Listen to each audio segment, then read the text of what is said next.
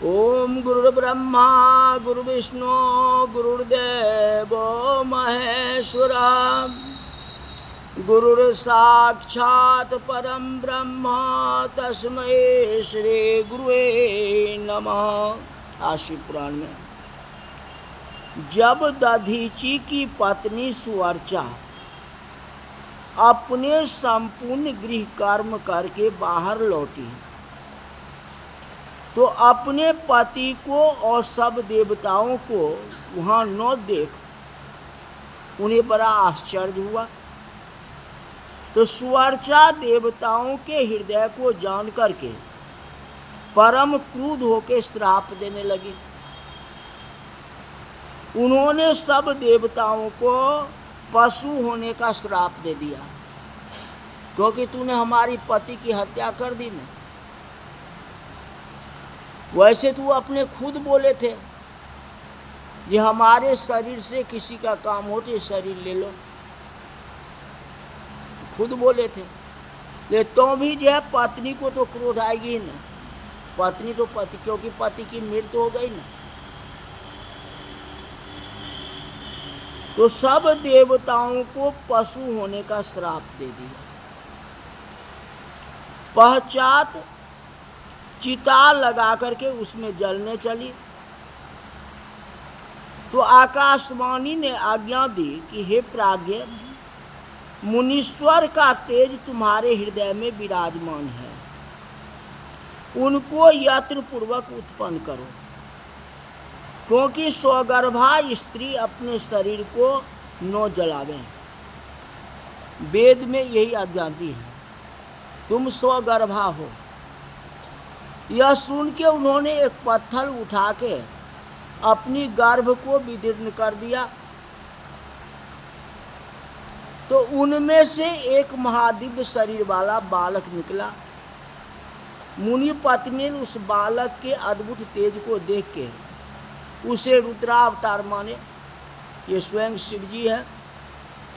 उन्होंने शीघ्र ही बालक को प्रणाम करके उस बालक को पीपल की जड़ में बैठा के कहा कि हे तात, तुम दीर्घ काल तक इसी पीपल के मूल में निवास कर और सबके सुखदायक बनो। पिपलाद माने पीपल के जड़ में जो रहे उसी को पिपलाद कहेंगे ना।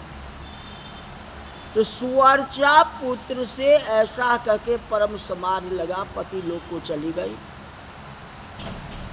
तो मुनि पुत्र के रूप में शंकर जी का अवतार हुआ। समझ विष्णु आदि सभी देवता वहां आए और बड़ा उत्सव किया। तो ब्रह्मा जी ने उनका नाम पिपलाद रखा। पीपल के नीचे बालक है इसलिए इसका नाम पिपलाद रखा। फिर महाप्रभु पिपलाद लोक हितार्थ कितने ही काल तक उस अस्वस्थ वृक्ष के मूल में तपस्या करते रहे, क्योंकि माता की आज्ञा थी। इस प्रकार पिपलाद ने संसार में निवास करके धर्म स्थापना की। फिर उन्होंने संसार में लीला करते हुए राजा अरण्यक की पुत्री पद्मा से विवाह किया और अपने वृद्ध शरीर को युवा बनाया। उन्होंने पद्मा से अपने ही समान 10 पुत्र उत्पन्न किए। पद्मा से 10 पुत्र उत्पन्न हुए। ऐसे ही उन्होंने और भी लीलाएं की। संसार में किसी से निवारण न होने पाली उन्होंने शनैश्चर को पीड़ा से निवृत्ति की। उन्होंने वरदान दिया कि जन्म से लेके 16 वर्ष तक मनुष्य को यह बाधा नहीं हो। तो 16 वर्ष के अंतर्गत जो है शनि की बाधा नहीं आती है ना, क्योंकि पिपलाद का आशीर्वाद है। पिपलाद पीपल पेड़ के नीचे तपस्या की थी और विवाह भी किए थे, जिसे 10 पुत्र प्राप्ति हुए और लोगों को आशीर्वाद दिया कि 16 वर्ष तक शनि की दशा नहीं लगी। यदि इसके विपरीत शनि कहीं मनुष्य को पीड़ित करेगा तो भस्म हो जाए। तो गाधि, कौशिक और पिपलाद, ये 3 महामुनि स्मरण मात्र से ही शनि पीड़ा को नाश करने वाली है। गाधि, कौशिक और पिपलाद। गाधि का तने विश्वामित्र जी, ख्याल रखें। जो मनुष्य महर्षि पिपलाद के इस चरित्र को पढ़ता है या सुनता है, उनके सब मनोरथ पूर्ण होते हैं और सुख शांति होता है। इसी तरह है वैश्यनाथ अवतार। वैश्यनाथ पूर्व समय में नंदी ग्राम में महानंदा नाम की एक बड़ी रूपवती वेश्या रहती थी। वह बड़ी धनवान, ऐश्वर्य युक्त और अनेक उज्जवल आभूषणों से युक्त सर्वदा श्रृंगारित रहा करती थी। वह सर्वदा शिवजी के नाम जप में लगी रहती थी। पार्वती सहित शिवजी की पूजा करती और सर्वदा रुद्राक्ष की माला और विभूति धारण करती थी। वह सर्वदा शिवजी के आगे नृत्य करती थी। एक दिन शंकर जी वैश्य का रूप धारण करके उनकी भावना की परीक्षा लेने आए।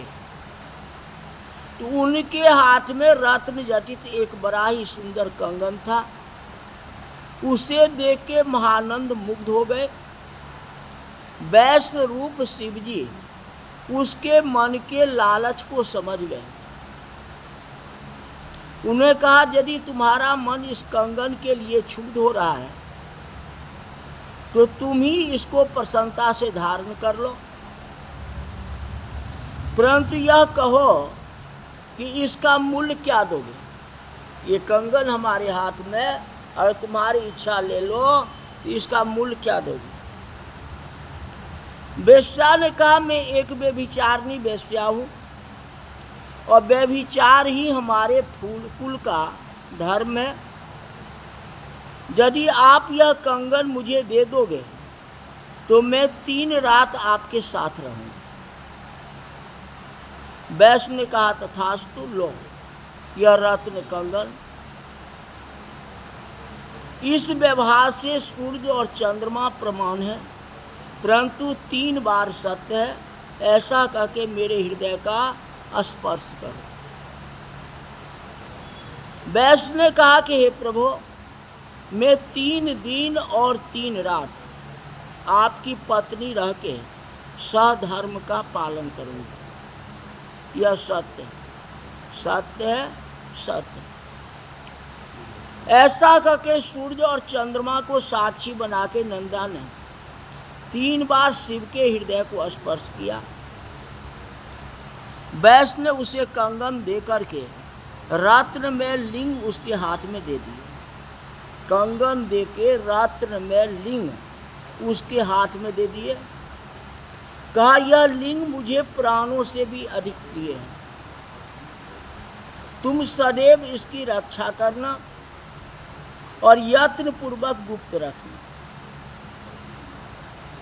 तब वह रत्न में लिंग को लेके नाटक के मंडप में रख के वैश्य को कोमल गद्दे और तकियों से शोभित पलंग पर ले जाके आनंद से सो गई। अर्धरात्रि के समय नृत्य मंडप में सहसा यह एक वाणी उत्पन्न हुई कि हे तात, इस नृत्य भवन में वायु की सहायता से अग्नि प्रज्वलित हो गई है। महानंदा ने दौड़ करके बंधे हुए बंदर और मुर्गे को दूर भगाया।